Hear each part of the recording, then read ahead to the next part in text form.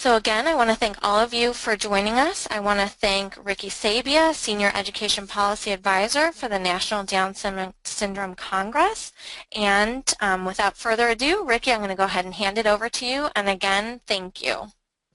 You're welcome. Thank you for giving me the opportunity to share this very important information for families in states, because as you will see, a lot is at stake with this law in terms of your child's education. So a little bit of background, because it gets very complicated. What is this ESSA, Every Student Succeeds Act? Well, it's actually a reauthorization, an amendment of a law that's been around since 1965, which is called the Elementary and Secondary Education Act, ESEA. And every time they reauthorize or amend it, they give it a new nickname, and that's what you're hearing. Every Student Succeeds Act is now the current nickname for the law that was signed this past December. So ESEA was also amended by the No Child Left Behind Act in 2002 and the Every Student Succeeds Act in December 2015 is what we're talking about now. All along, the purpose of Title I of ESSA is to provide all children with the opportunity to receive a fair, equitable, and high-quality education and to close educational achievement gaps. This is the most important thing for you to know, because this is why ESSA is so important to our kids. And, you know, I've been working in this field since before No Child Left Behind, and I've tried to make this point over the years, and it's really hard because we're very wedded to IDEA, as we should be. It's a very important law for our children, and I say our children because I have a 24-year-old son with Down syndrome. But ESSA is the law that changes the system, that allows us to advocate for certain things, because as we all know, if our system is not doing what it's supposed to do, then we can advocate all we want and we may not get what our child needs. So this is why ESSA is important to your child. It is a general education law that applies to all students. So how we're always saying our children are general education students first, well, this is where that is in the law. This is a law that applies to all students, and our kids are a special focus as part of this law, because it started as a civil rights law. Its original focus was on students of color, but then as we started getting more English language learners, and remember, this predated even when our kids were allowed in school, and when our kids started going to school, then it started expanding its focus on certain subgroups, including students with disabilities.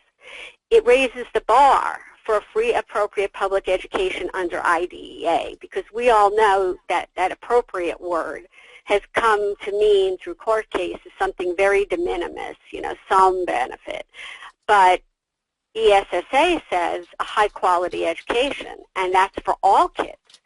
So, you know, advocates for disabilities and the lawyers who represent them will say in court cases, well, you know, you say appropriate, what does appropriate mean? ESSA also applies to these kids, so appropriate must mean access to a high-quality education. So it creates an argument to raise the bar for what appropriate means.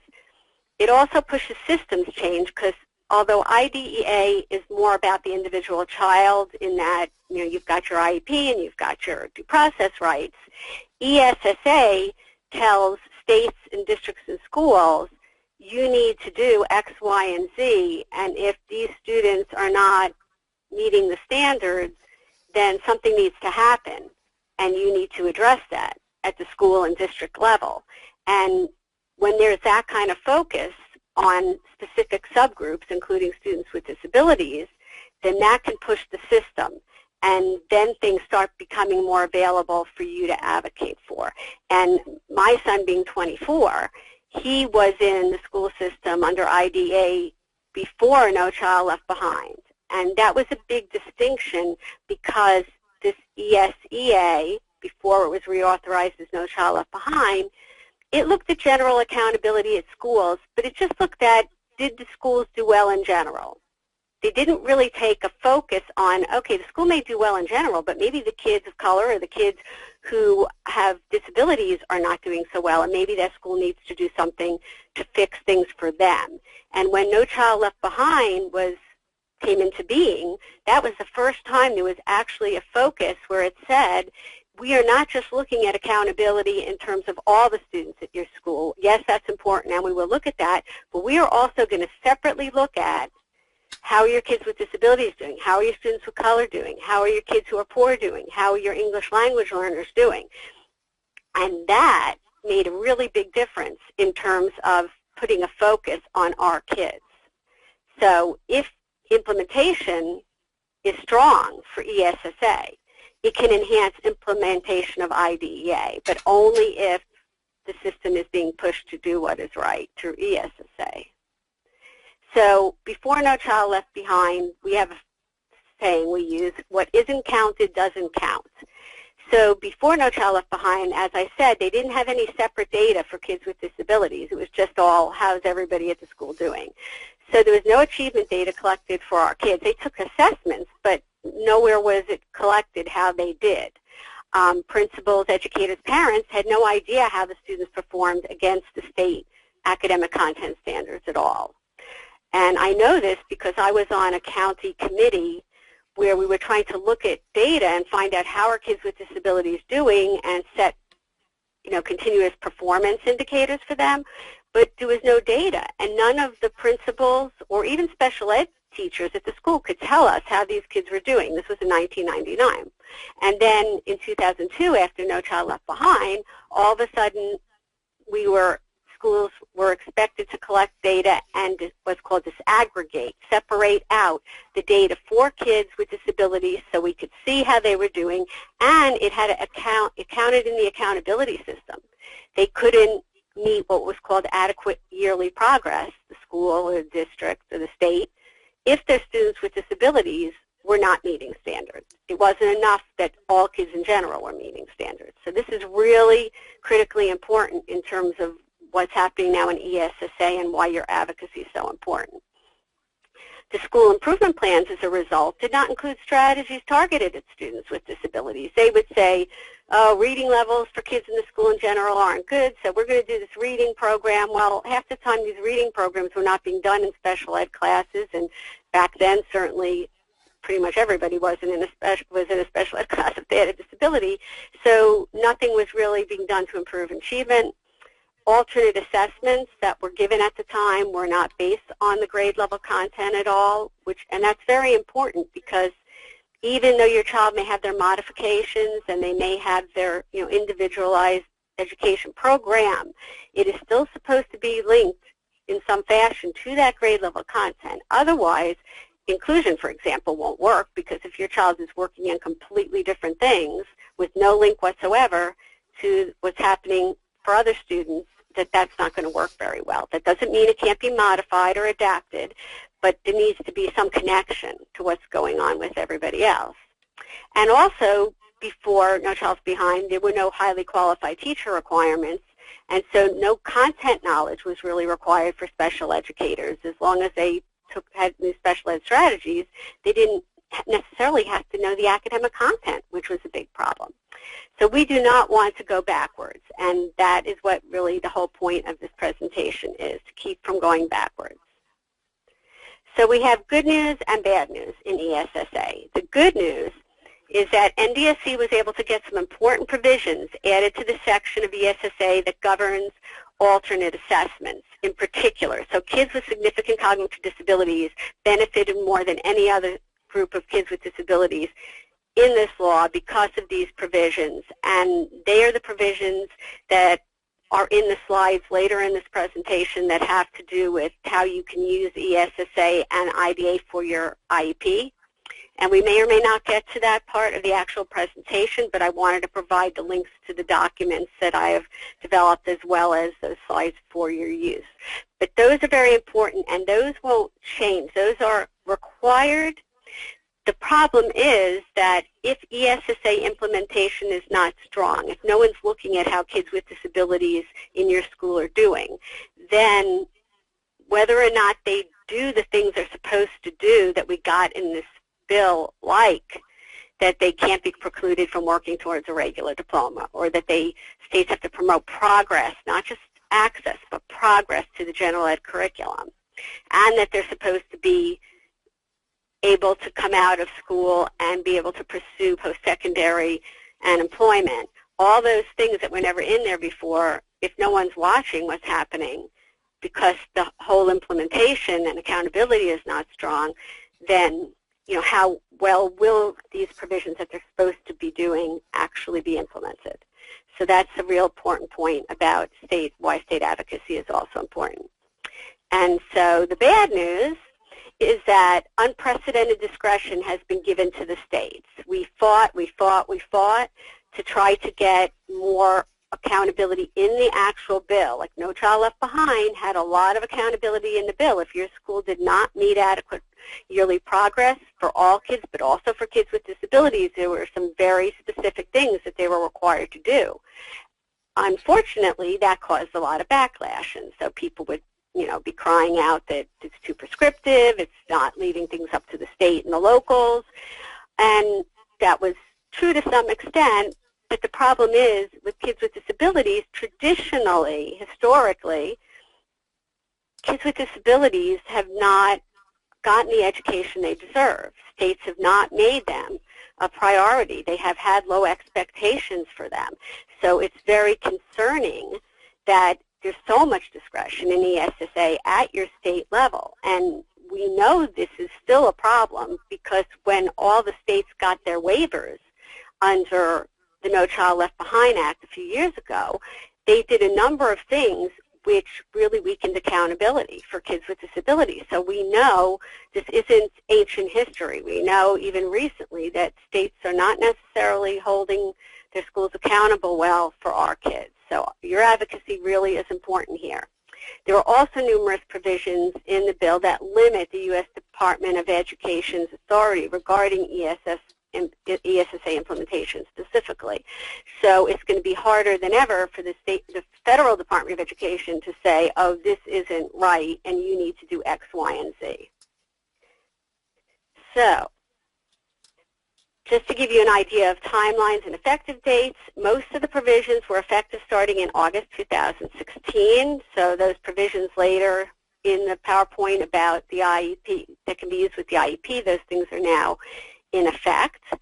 The U.S. Department of Education in 2016 has been issuing regulations and guidance on ESSA. We have put out a number of alerts and asking parents to respond when there were proposed regulations to try to keep these as strong as possible. The stronger the federal regulations are, to try to shore up some of the weaknesses that are in the law in terms of implementation, the better off you are in terms of not having to fight so hard in your state. There's a lot of pressure on the U.S. Department of Education not to put anything in there that isn't specifically in the statute. So I don't know how those regulations will end up. We'll see as the next few months unfold. But I am very appreciative for the recent assessment regulations.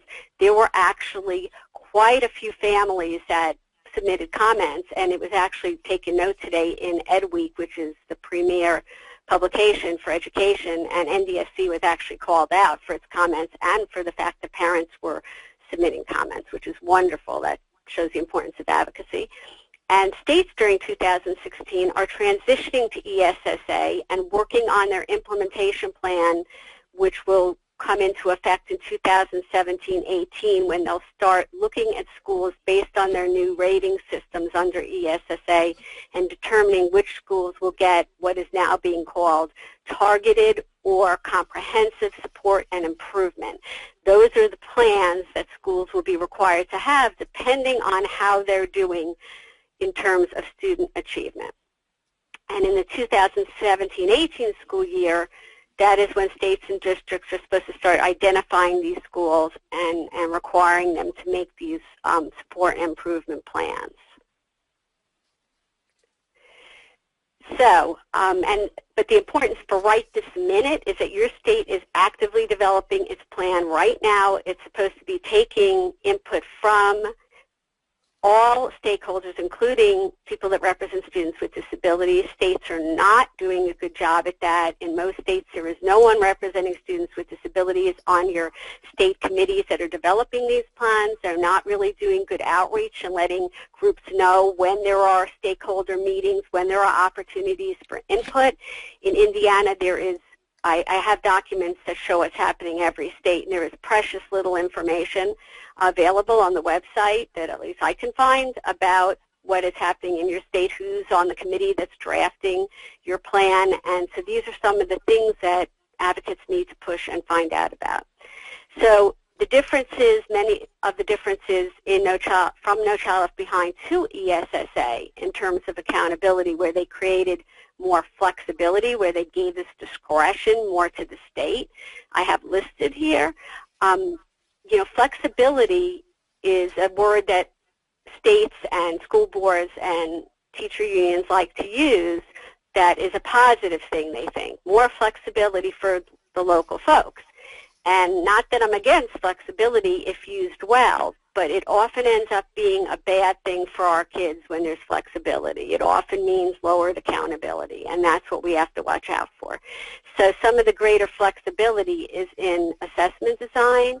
It's in selecting and weighting indicators for accountability and participation rate. So in other words, your state can decide how much weight to give those state assessments, how much weight to give other indicators, and if the weight is not on indicators that are really important for student achievement and on our weaker indicators that don't translate into student achievement as much, then there's going to be weaker accountability. If they don't give much weight on whether or not our kids are participating in assessments and they can just encourage kids not to show up, you know, there's going to be weakened accountability for our kids.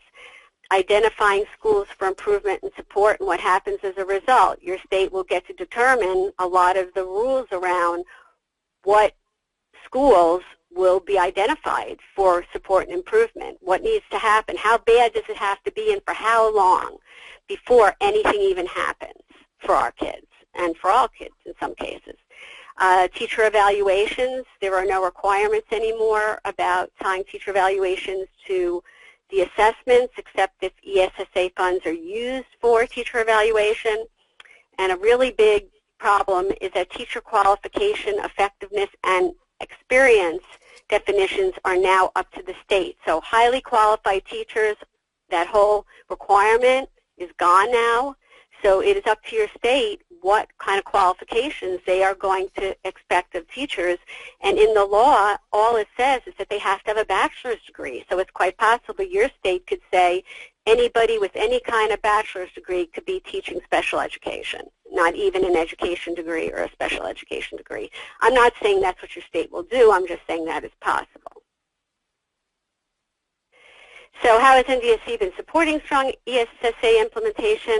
We've been using our education policy expertise to keep expectations high and accountability strong to the extent we can, you know, weighing in on these regulations, asking for guidance, and pushing as hard as we can. But of course, we only get noticed to the extent that the families are behind us and pushing as well. We are trying to inform state advocates like you and families about what's going on federally and also in your states so that you can have a role in the process, which is part of what I'm doing here today. And also we're providing tools for use in state and local advocacy that I will talk about. So federal advocacy, very briefly on that. So what has happened is that there were a public comment period on ESSA accountability regulations. That period ended August 1st. We still have not heard what the final regulations will be. The public comment period on proposed ESSA assessment regulations just ended September 9th. That was the one that there were quite a few parents that sent in their comments to, which was so appreciated. There are proposed ESSA funding regulations that were just released, so there will be another comment period for the next 60 days, but it's already started to run, so a little less than that. This will be about supplement, not supplant. The Title I schools have to use their state and local dollars first. They can't just take federal dollars and just say, oh, we're not going to put any of our dollars in anymore. Use the Fed dollars and nothing there's no more money. Nothing gets improved. It's the same amount of money there always was. So that will be coming up. And then I give you the link where you can sign up for information and action alerts by joining the NDSC email list and liking the National Down Syndrome Congress Governmental Affairs Facebook page. There will be an alert going out in the next couple days with some sample comments that you can use in your state, but I'm providing you the link in this webinar. And also in the next couple of weeks, I'm going to take everything I did on ESSA and put it all in one newsline that will go out to families so that you can have everything all in one place. So state advocacy.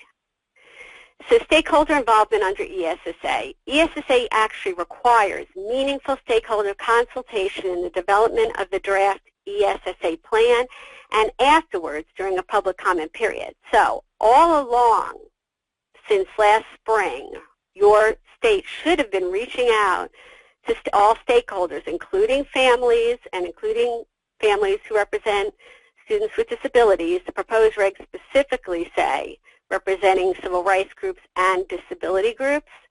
But like I say, that hasn't been happening very much. I have not heard that it's happening in Indiana. If someone knows that it's been happening to any great level, that would be wonderful to know when we get to the question or comment period, because I'm not really seeing it.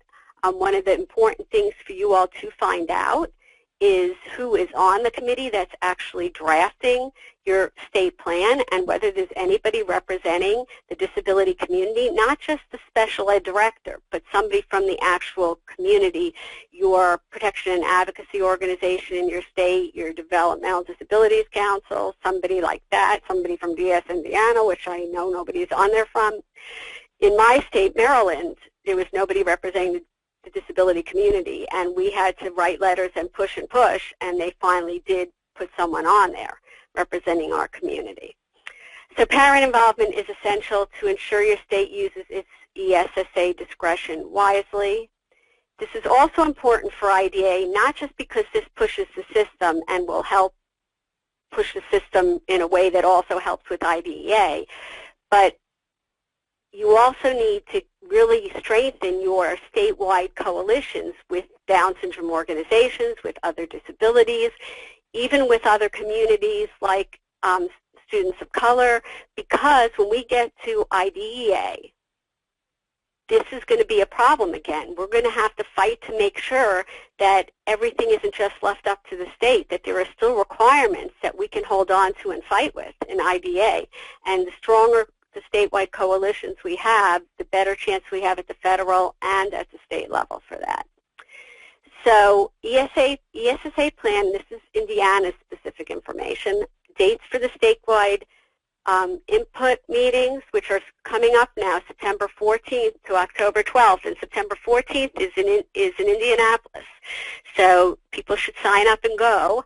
And member lists for the ESSA advisory committees are listed at this information. So at this link. So any information there is up at this link, and you can look and see who are representing the committee, on that committee, and see if there's anybody maybe you recognize that I don't, who might be representing the disability community. But it is important to get out to these stakeholder meetings across the state.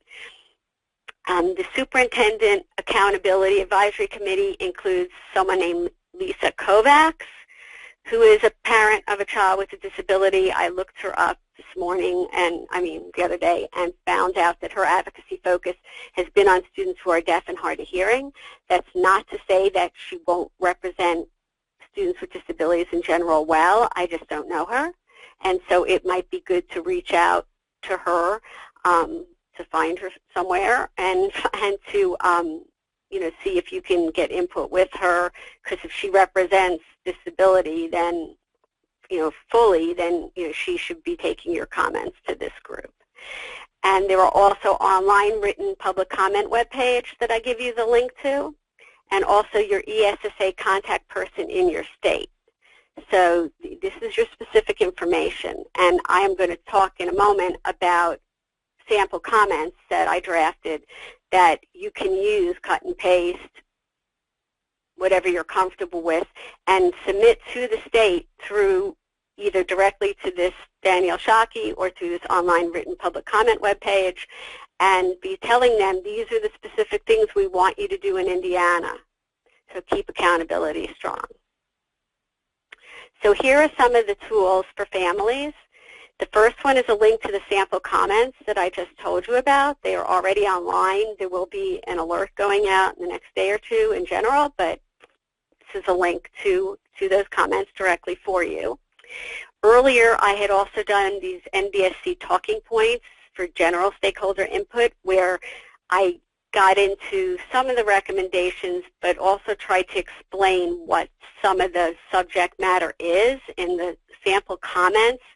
They tell your state you need a minimum subgroup size of this, but it doesn't really explain to you what minimum subgroup size is. I will try to explain some of those things in this webinar, but this talking points document has more explanation.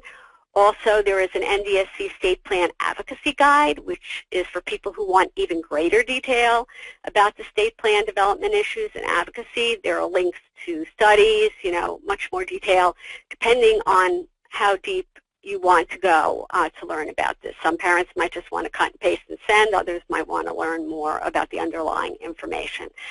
That is up to you, but I hope everybody will at least send some comments in and bring them with you, and when you go to these meetings, and if there's an opportunity to talk to people, share that information. So key state plan accountability issues.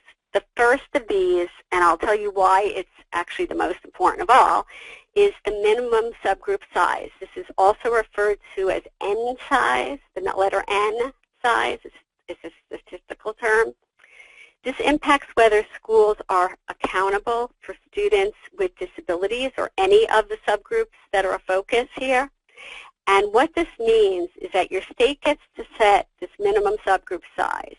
And right now, Indiana has a minimum subgroup size of 30 for accountability purposes, so for determining whether your schools need improvement or not. They use a minimum subgroup size of 10 for reporting data. So if your school, just say you're an elementary school, and they only test kids for state purposes in grades 3 through 5. I don't know if your elementary schools go to 6 or 5 or 4, but just say they go to 5. And if your minimum subgroup size in your state continues to be 30, then if you have 29 kids with disabilities in your school that are assessed in general, then they do not have to count those kids separately in the accountability system. So how poorly those kids do will not matter in terms of whether your school is identified for supports and improvements. That's a big deal. Now, your state also has an N size of 10 for reporting. That's a good thing, because at least they will report the data if they had 29 kids. They only don't report the data for students with disabilities in your school report card if it would be 9. So that's what that means. I hope that's clear, and you can ask questions in a little bit about that. But what we're saying as national advocates is that this number, this 30 number, should be closer to 10 or lower, because there are a number of states that already have a much lower number than that. There are 13 states that have 10 or fewer for accountability and for reporting purposes. Your state, in using 10 for reporting, has already admitted that you don't need to have 30 for confidentiality purposes, or otherwise they wouldn't be reporting the data with groups that are, between 10 and 30. But the other reason they have that they say they need 30 is they say for statistical reliability, like whether or not this data is going to really represent what it's supposed to represent. And they'll argue that, well, when it's under 30, it's not representative, it doesn't have statistical reliability. But I would definitely question that, in that there are already a lot of states that have this minimum subgroup size 10 or fewer. My state of Maryland has 5. So how are these other states managing to have statistical reliability? Now, why is a minimum subgroup size of 30 for accountability a problem? Because across the country, I don't have the data for Indiana specifically, except for from quite a while ago. But across the country, and even in Indiana's older data, when you have a minimum subgroup size of 30, then at least 20%, and in smaller schools like elementary schools, 30% of schools do not have to be held accountable for their students with disabilities. That is huge. So when they look at schools for whether or not they need those supports and improvements, they will not look at whether your school has consistently underperforming subgroup and they need supports and improvement. So, and those supports and improvement, those strategies are what will move your school forward in improving things for that subgroup of students with disabilities, and is very important. So that's why minimum subgroup size is so important, because some of these other things I will now talk about won't even happen. If they keep the 30 and your school only has 29 kids that are assessed with disabilities, none of these other things will even be looked at for your school. And that's why that one is so important, that minimum subgroup size or N size. So definition of consistent, and I should point out that in that sample comments, I get specific where I say about it should be 10. And there are studies, or lower, and there are studies, national studies, that support that.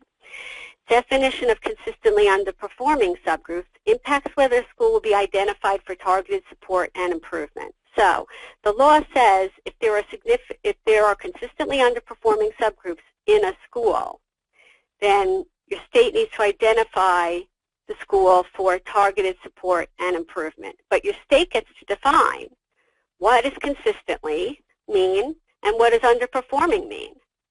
So those terms become very important in how they're defined. Now, the proposed regulations define consistently as no more than 2 years.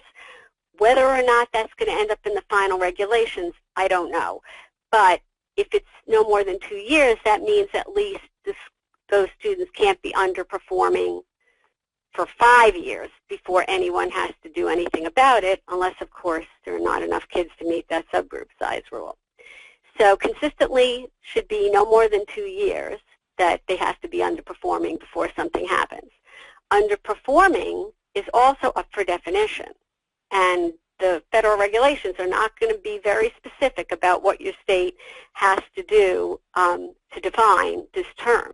And what advocacy groups are saying, what our sample comments say, is that states have to set goals and interim measures for how kids are supposed to do. And if the kids with disabilities are not meeting those goals, then that should be what consistently underperforming means. And it shouldn't have to be compared to some other group, because maybe the other groups are also underperforming. It should be specifically on our kids with disabilities in your school meeting those goals and interim measures that the state is setting. And if they're not, then they're underperforming. If it hasn't happened for 2 years in a row, then they're consistently underperforming, and that school should be identified for targeted support and improvement. So there are 2 layers of support and improvement. One is targeted, and that's for schools that have these consistently underperforming subgroups or have what's called low-performing subgroups, which are subgroups of kids with disabilities that are performing so low that they are as low as the lowest 5% of schools in your state. You know, our kids shouldn't have to perform that low before they get attention on what they need. Now, the comprehensive support and improvement category comes with a lot more money than targeted support and improvement, and a lot more focus and state intervention and attention. So if our kids are in a school that's identified for targeted support and improvement because they have consistently underperforming subgroup, but nothing is getting better after a period, we would want our kids to be that school identified for comprehensive support and improvement. But in the law, there is no mechanism for moving schools that were identified for consistently underperforming subgroups from targeted to comprehensive support and improvement. However, the federal law does allow states to add more categories to what kinds of schools will get comprehensive support and improvement. So in our sample comments, we argue that after 3 years of being targeted for support and improvement, if the school still has consistently underperforming subgroups, that they should move to comprehensive support and improvement. Because realize, even if consistently is defined as 2 years, and then 3 years of target support and improvement, that will already be 5 years that that subgroup will not have improved and will still be in need of improvement. And they certainly should get kicked up to some more intensive support and improvement and more funding to provide it. And that's why we make an issue of this comprehensive support improvement and broadening the categories to include those schools. Indicators of school quality impact the focus on academic achievement. So the federal government requires certain indicators, which are in the documents and tools we've provided. I explain this in those talking point documents and in the state advocacy plan documents. And there are 4 academic achievement indicators that are required, but your state can pick other softer indicators of school quality or effectiveness, and the concern is that they will pick these softer measures that may not amount to real changes in achievement, and they will give them a lot of weight, and the other achievement indicators will get washed away. So it's very important to put a lot of focus on those achievement indicators. And again, all this is explained in greater detail in the tools that I have provided. So key state plan assessment issues. So there are some assessment issues specifically related to students who take an alternate assessment. The new law limits the percent of kids who are assessed who can take an alternate assessment to 1% of all those students. So that's a difference. There didn't used to be a cap on the percent that can take the assessment. It used to be on the percent of proficient scores that can be used for accountability, but not on who takes it. So that puts a little pressure on your state in terms of wanting to make sure that your districts and schools are not overusing that alternate assessment inappropriately. So that's a good thing. And so this is one of the issues. And again, there are recommendations in the sample comments that you can cut and paste that will say they need to have strategies in that state plan for making sure they don't go over this 1%. Also, there are recommendations in that document that there should be training on state guidelines for alternate assessment participation, because a lot of times, and I'm sure you've all had this experience, when you have IEP meetings and you're supposed to be told what are the criteria for determining if your child takes an alternate assessment, most parents have never seen that criteria, and the IEP team is not trained well on what those criteria are. And it's also very important that they make sure, the state makes sure that there is this guidance, and that not just educators but also parents know what is in there so that they can participate in this decision, and that should be in their state plan. The definition of students with the most significant cognitive disabilities. These are the students that take alternate assessments. The state is allowed to define who those kids are. The federal regulations, the proposed regulations, did put certain parameters in there, but they're not as tight as they could be. So NDSE is recommending in their sample comments that you can use that the state's definition of who these kids are should not be based on IQ points.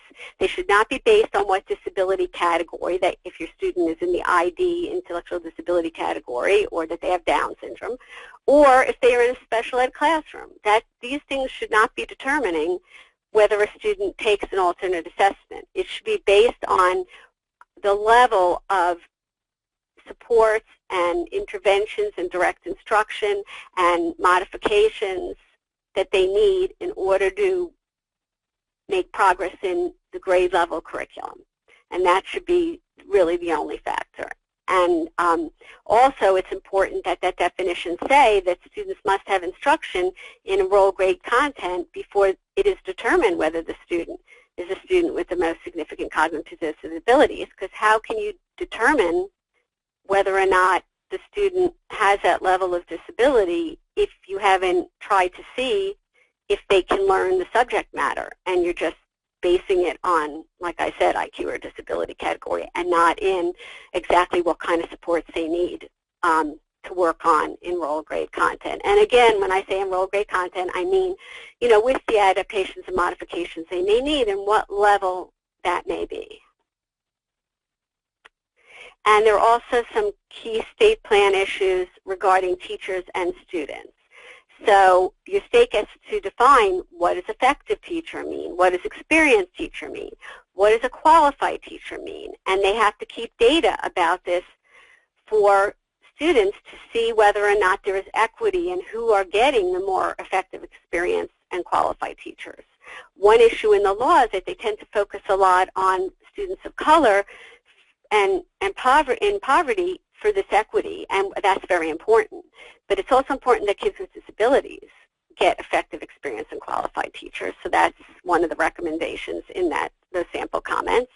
And also there's recommendations for how these different terms should be defined as well. And also strategies to support all students. That's another part of your state plan. And this impacts low achievement. And there is language in there about reducing activities, for example, that have to do with aversive behavioral interventions, overuse of suspension and expulsion. These are things that your state plan is required to describe. So that's good, but you want to make sure they understand in that plan that they're talking about restraints and seclusion for kids when they talk about aversive interventions that need to be reduced. It doesn't say anything about reducing segregated classes and schools or lack of accessible instruction, but you can certainly make an argument that those things need to happen in order for all students to be successful. And this is where you could request that there's language about universal design for learning and for activities to help reduce the numbers of students, especially in certain disability categories like intellectual disability, that are in separate classes. Because for kids who take alternate assessments, for example, nationwide, 93% of those students are in separate classes. And even though I know there are families that would rather have their kids in separate classes, there should be more than 7% that are included. So, I mean, clearly that's a discrimination issue that needs to be worked on. So when you do this advocacy, we also hope that you will involve self-advocates. They can participate in IEP meetings, obviously, and if interested in local, state, and federal advocacy efforts, there are ways that you can help them write something that would be in their words that would support what you're doing. Often when I brought my son to advocate at a state or local level, I would see what in it made sense to him that he was interested in, that he could say, and if he was willing to also support what I was saying, so that they would know that he stood behind the things I was saying as well. There can be PowerPoint presentations or written documents that can be used by all self-advocates. They can hand in a written document, whether or not they can read it or have oral communication ability. So there are lots of ways to help to involve self-advocates. And helping your children understand their options for post-secondary education employment from a young age will help with their goal setting on IEPs. So the more they learn about this, even in the most simplistic ways, the more it will help them as they get older. So that primarily what I've gone through so far is the state advocacy. I know it's very dense and complicated. When you look at the sample comments, I think you'll see it's very simple that you could just cut and paste if you want to and just submit these comments. And there is more information in the other documents for those who want to get deeper. But at this point, I'd like to ask questions on all the state advocacy material.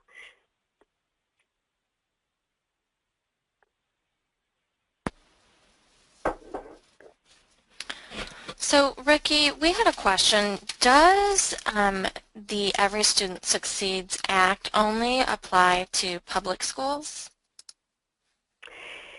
It primarily applies to public schools, yes. I mean, there are some provisions in there if private schools are getting some federal funding, but primarily it is for public schools, yes. And charter, some charter schools are public schools as well. and some states, and Indiana used to do this, and I don't know what they're planning to do, they have different rules for what Title I schools have to do versus other schools. In a lot of states, they have the same accountability requirements regardless of whether you're a Title I or a non-Title I school, so that's an issue specific to Indiana. Great, thank you. So if anybody has questions that you'd like for Ricki to ask, if you want to type it, there's like a question and answer pane. If you want to type it in there, you can. We'll give you a minute if you are thinking of anything. And I really encourage you to ask the questions because, you know, this is where you get to feel more comfortable with this and be able to advocate. So, and I can't tell in a webinar if you all look really confused or like whether I've made sense or not.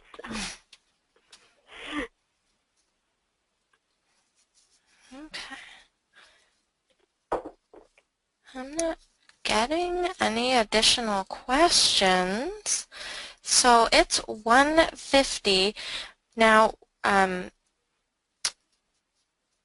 Ricki, did you have more material? I can get into some of the, well, and I'm hoping that people are not failing to ask questions because they want to get to the IEP information, because this is really important to state advocacy piece. So, Okay. but I can go on if you wish me to. Okay. Yep. You know what? We had one question come through. Yeah. Looking at page 9, does Indiana allow for diplomas with alternative assessments? Good question, Sarah. Well, I don't think currently they do, although I'm not an expert on Indiana, to be honest with you. I know that there are people that were trying to get that to happen. I don't know that that actually happened, but that does bring up something else in ESSA that I can mention. And that's that in the law, they have a provision in there that they never had before that allows states, when they do their graduation rate calculations, to calculate in kids who took the alternate assessment, which we fought against because it's not right to count them as graduates with regular diplomas if they haven't actually earned a regular diploma. But what they did put in there, which is better than what they were going to put in there, is that they have to have a diploma, a special alternate diploma, if they're going to count them for such. And then there are requirements in the law that say that that alternate diploma has to be aligned to the regular diploma and the requirements for that diploma. It has to be standards-based. So that will encourage certain states to say, hey, we want to count our kids who take the alternate assessment as if they graduated with a regular diploma. So we're going to create this alternate assessment. You just want to be really certain that it is a high-quality alternate assessment, not just based on IEP goals, but based on the content that students are supposed to learn. And you also want to make sure that this isn't used to preclude your child from working towards a regular diploma, because ESSA does provide now, and a third of the states didn't do this before, but that states must allow your students, even if they are taking an alternate assessment, this doesn't say that they can't work towards a regular diploma. They may not earn a regular diploma in the end, depending on how much modification they need, but it's not this automatic take you off diploma track thing is no longer permitted. So, you know, you want to balance that. You know, there are some kids that maybe can earn a regular diploma. I don't know. But if they can, an alternate diploma, especially a good quality standards-based one, would be a nice alternative. But I don't know which states. No state has one that would qualify currently. I do not know, and this is a question to ask Indiana with, you know, that contact information I gave you, whether or not they're planning to look at that. I do not know that. Great, thank you, Ricki. Well, I don't see any more questions up there, so if you want to go ahead and start talking about IEPs, that would be awesome. Thank you. Okay, so I will continue, and, you know, for those who only have an hour, thank you for listening, but I will continue on with the rest of these slides then. So ESSA and IEP advocacy. We have two documents out there. One is the top 5 things to know about ESSA and IEP meetings, and it's very, very basic. And that's just a bullet of 5 points, and that's the link to that. And then there's also a link to a more detailed document that's about 8 pages long that gets into ESSA FAQs, frequently asked questions, and IEP tips. And so it explains more of the background. It gives you links to studies or, different things that might help you advocate, beyond just saying, well, this is what it says. It gives you more information for the arguments you may want to make on these points. So we already talked some about participation in the alternate assessment and the different rule now that only 1% can actually participate. And this puts pressure on states to give schools better guidance for IEP teams. So the tip, and I had mentioned this earlier, is request a copy of that state participation criteria before attending your IEP meeting. You shouldn't have to go into an IEP meeting and not know what is the basis on which the decision will be made whether your child is going to take an alternate assessment. Now, I don't want to make people feel like their child shouldn't be in the alternate assessment. In some states, using a good quality alternate assessment, and if your state is still using the NCSIC or what they call now multi-state alternate assessment, that is a good quality alternate assessment, but you want to make sure that is the right assessment for your child. And so you want to make sure you know what those are and whether your child is meeting them. The most important issue with the alternate assessment was that before they could take your child off the track automatically, and they used it to decide, put your kid in a separate class. And there needs to be training that the part of the LRE requirement is not whether or not your kid takes an alternate assessment. That should not be a determining factor in where your child is placed. So enrolled grade state content standards. The statute now makes very clear that there's a difference between content standards, which is what your child is supposed to be taught in the classroom, and achievement standards, which is how much of that are they expected to know to be proficient. So if they've got geometry, just say, that is part of the grade level curriculum, to what level is your child supposed to know geometry? If they're in a grade where geometry is taught, your child should be learning geometry. But what about geometry? It shouldn't be just that the bed is rectangle shaped, which some states, look at in their alternate assessment. It should be some real geometry, but it might be using, 1-inch blocks for one-to-one correspondence to figure out what volume is. It might be something more that looks like geometry for everybody else. And so what are those achievement standards?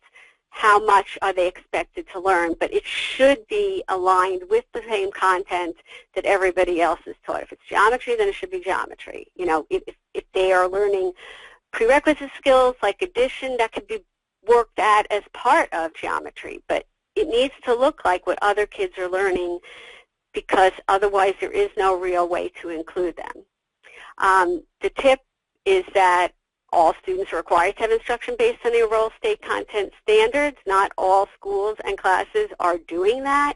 There is a lot of confusion by teachers about the difference between an alternate achievement standard and the content standards. The alternate achievement standard is how much they're expected to know, but the content standards are still the grade level content standards. And there's a great brief at this link about the difference between the two. And there is also an OSEP guidance document that says that our kids are supposed to be taught on grade level material. Progress in the general ed curriculum. No Child Left Behind. This is one place that ESSA is better for our kids. That I've been trying to fix this for all these years, and we finally got this fixed. That the regulations under No Child Left Behind required states to promote access to the general education curriculum to the extent possible. That is such a weak standard, it didn't even meet IDA as far as I was concerned. Whereas ESSA now says the states have to promote involvement and progress in the general education curriculum. That is a lot higher standard. So when you talk about at the IEPT meeting whether all the services and supports are in place, the goal should be to enable your child to be involved in and make progress in the general education curriculum. And some of that may involve, are they using universal design for learning? if your child needs certain supplementary aids and services, the goal should be promoting involvement and progress in the general education curriculum, not just access. Pursuit of post-secondary education or employment.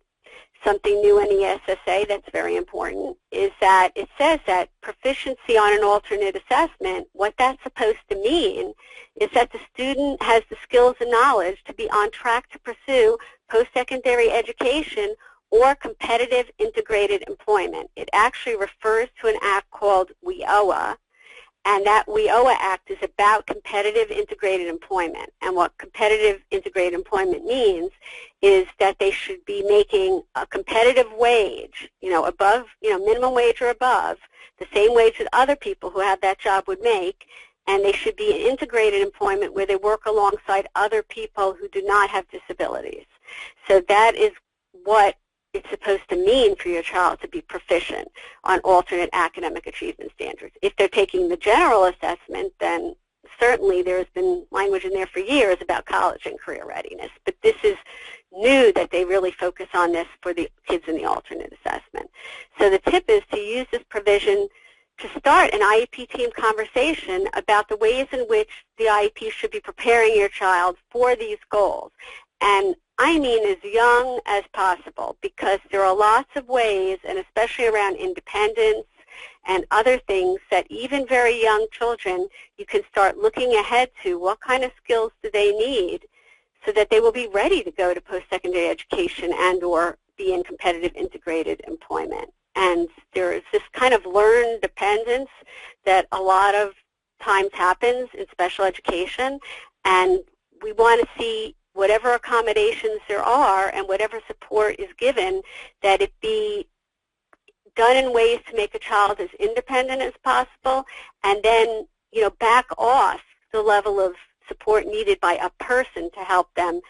And I even had asked for my son's grading system that even if he got the same grade all year long, in terms of what he was expected to learn, if they could indicate to me with what level of independence, so that I could see that at least, even if he got the same grade, he was doing that more independently, that would help him be out there in the world, which he is, actually living in his own apartment, has an internship at NIH, going on the buses, just starts at a very early age to work towards that. The opportunity to work towards a regular diploma. As I said earlier, under No Child Left Behind, a third of states automatically took students who take an alternate diploma off diploma track. They couldn't even try to work towards a diploma. It was a foregone conclusion they would never earn one. Now ESSA says the states cannot preclude these students from attempting to earn the regular high school diploma.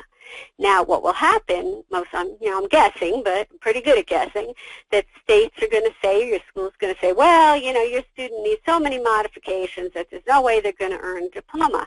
Well, by definition, students who take an alternate assessment need modifications. So just the fact that they need modifications should not mean they can't stay on diploma track, or what is the point of having a requirement in the law that students who take alternate assessments can't be precluded from attempting to earn the regular diploma. If they get to age 21 and they haven't met the requirements, then they won't earn a diploma. But why do we have to take them off diploma track, decide they can't have a chance, even if they have a lot of modifications? They also have 3 more years to earn a regular diploma. And in my experience, the longer they're on diploma track, the more they learn academically, the better their chances are of learning more, even if they never do earn that diploma. And so, this is one of those things you'll have to battle about, the modifications and at what point they think your kid should be off diploma track. I also personally, as a parent, would argue that they shouldn't have to do every single thing the other children do without modifications just to be on diploma track. Because again, this language says kids in alternate assessments can't be precluded from attempting to earn the diploma. By definition, they need modifications. So that should be permitted. And this is going to be a very new way for schools to think. And this provision can also be used to support inclusion. Two of the biggest arguments against inclusion, one of the biggest arguments, is that they're not on diploma track, so therefore they can't be included, which is a bogus argument. It has nothing to do with LRE, but it is one that is used. I did describe this new alternate diploma provision where they have to, if they want to count the kids who take alternate assessments as if they graduated with a regular diploma for graduation rate, that they have to get this special state-defined alternate diploma. It's got to meet these requirements that I described. And so we want to make sure, though, that it's not used to push the kid off diploma track unless it's clear that a regular diploma really isn't an option. And also another important thing that I actually didn't put in here but want to make a point about, IDA services end when your child gets a regular diploma. So, you know, most kids will wait till they're 21 to get that regular diploma. This thing about counting your kid as if they got a regular diploma, that does not count to push your kid off IDA services. It's only when they actually get a real regular diploma. So that's an important fact as well. Education in the LRE. ESSA doesn't mention LRE or inclusion. IDA doesn't mention inclusion. It talks about the least restrictive environment, and in IDA there is a presumption that that setting will be that regular class for all students with disabilities unless they cannot make satisfactory, you know, they can't get a satisfactory education even with supplementary aids and services. We know this is not well implemented, and so we need all the help we can get to push this. So the fact that the state must promote involvement in and progress in the general education curriculum for all students based on the state content standards under ESSA can help promote inclusion, because when your state likes to say, your IEP team likes to say, well, that your kid's on a different curriculum. Your kid is not on a different curriculum. There's only one curriculum under IDA, and that's the general education curriculum. ESSA backs that up by saying that kids in the alternate assessment, they still have to have involvement in and progress in the general ed curriculum. It's still based on state content standards. So that argument for them not being included is, again, bogus. And it's bogus anyway, even before this language in the ESSA, because there is a regulation, which I post all the time about, that says that needed modifications are not a reason to remove a child from the regular education classroom. So there are lots of bogus arguments being used, but this language in the ESSA can help bolster your fight if that's what you think is appropriate for your child. Also, all students must be given the opportunity to complete requirements for high school diploma. As I mentioned earlier, one of the bogus arguments that are used very often is that your child's on a diploma track, therefore they can't be in this classroom for whatever reason. So accommodations. ESSA encourages the development and dissemination of accommodations to help more students take the general assessment. So it's trying to encourage that students get off the alternate assessment and take the general education general assessment if possible, if with accommodations they can do that. But, you know, maybe more accommodations need to be developed to make that possible. There's also language that provides grants for professional development on the use of accommodations in instruction and assessment, something that a lot of times educational teams are not as aware of as they should be. I've had a lot of parents in states that are using PARCC assessment, you know, say that their team said that they couldn't have this accommodation when the PARCC accommodation manual says they can. So there needs to be more training around that to make sure that kids are getting all the accommodations that they can get.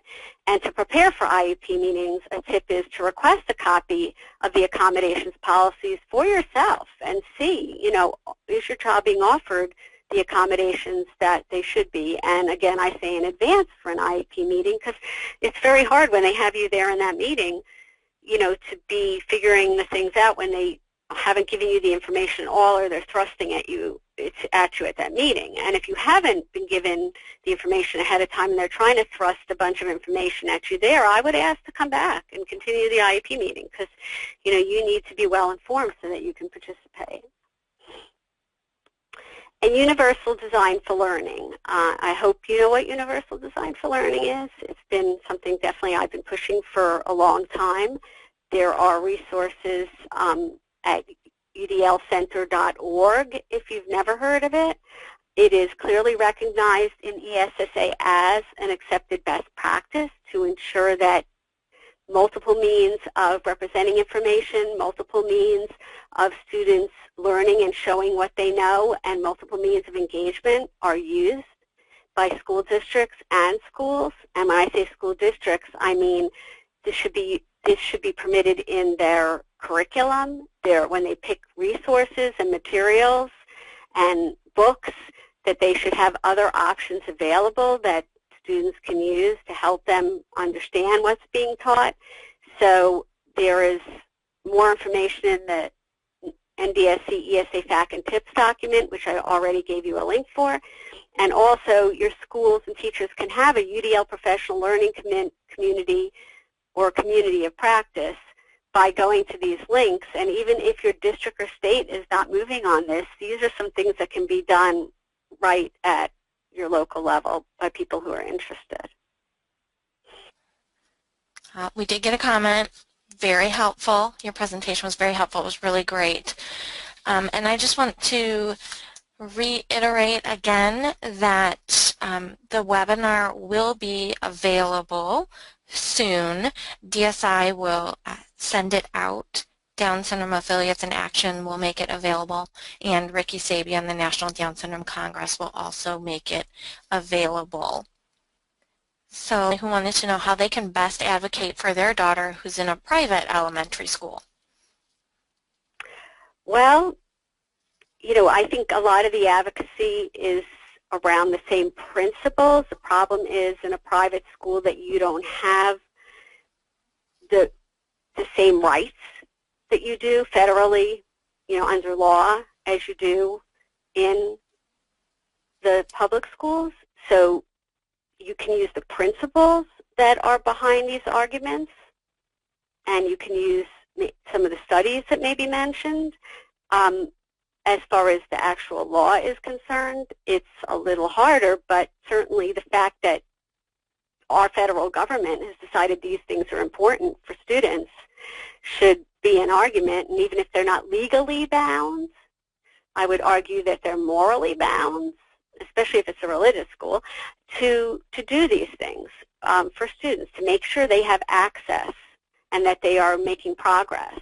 And, you know, I would hope certainly a private school that accepts students with disabilities would be wanting to do all they can do to move things forward for those students. I would say especially the information around universal design for learning is applicable to anybody, and that information is very useful. I am a good friend of somebody who is very involved in Catholic school inclusion here in my state, and they do presentations on universal design for learning, and you know, and that's important. That can be used by anybody in whatever school or classroom. So that would be probably one of the biggest things, is to make sure they're aware of that and can use that.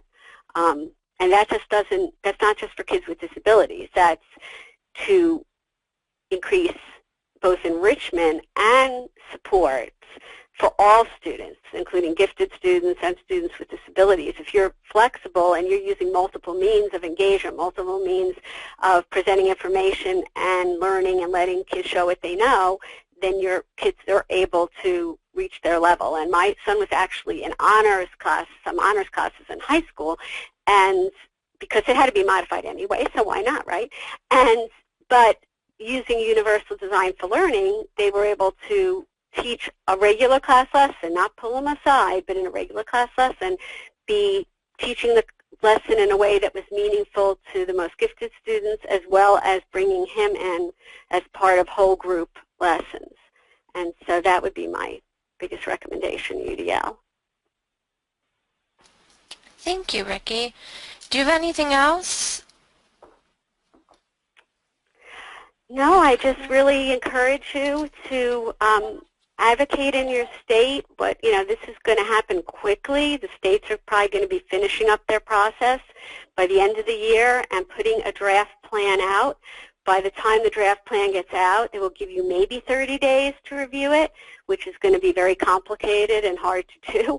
And God knows if you'll find out about when they do. I would encourage Down syndrome Indiana to go out there and talk to the State Department of Education, make sure that they let you know when that draft plan is out there and any other stakeholder opportunities so that you can engage with that. But the biggest opportunity for change is before that plan is actually drafted. So these meetings in your state, to get out there, to hand in your written comments, to make some oral comments if you can, at the very least to submit written comments to your State Department of Education. That can make a really big difference. I mean, people noticed. There was an Ed Week article I posted today on the Down Syndrome Governmental Affairs Facebook page where the premier, like I said earlier, I think I might have mentioned this, that the premier publication for education in the country took note that parents of children with Down syndrome were commenting on the regulations.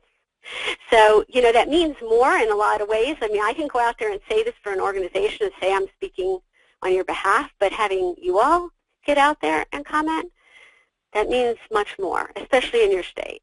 So I hope the tools that were given to you are good enough and helpful enough, and please let me know if they're not, but hopefully they are and will help you be able to do that advocacy.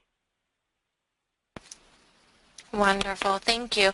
And I just put in the chat section, but the first listening tour for Indiana is scheduled in Indianapolis on September 14th at Decatur High School. The address is 5251 Kentucky Avenue. It's from 4:30 to 6:30, and there is a little bit of information on the Indiana Department of Education website. Ricki did have that link in her presentation. Down Syndrome Indiana will be there, and we will be following this. We will be commenting on it. I will do my best to keep you informed of whatever I know, but I would encourage everyone to attend a listening tour if possible. Do you have a state coalition Facebook page? No, but that's a great idea.